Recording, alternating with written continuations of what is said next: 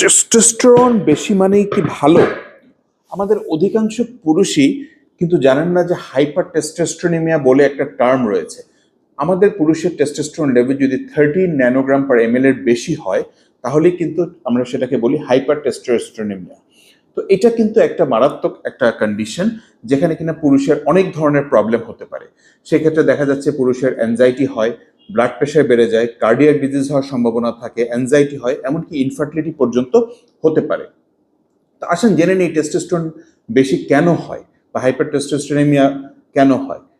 মূলত এটা অনেক সময় দেখা যাচ্ছে জন্মগত কোনো ত্রুটির কারণে হয়, যেটাকে বলা হয় কনজেনিটাল অ্যাড্রেনাল হাইপারপ্লেসিয়া।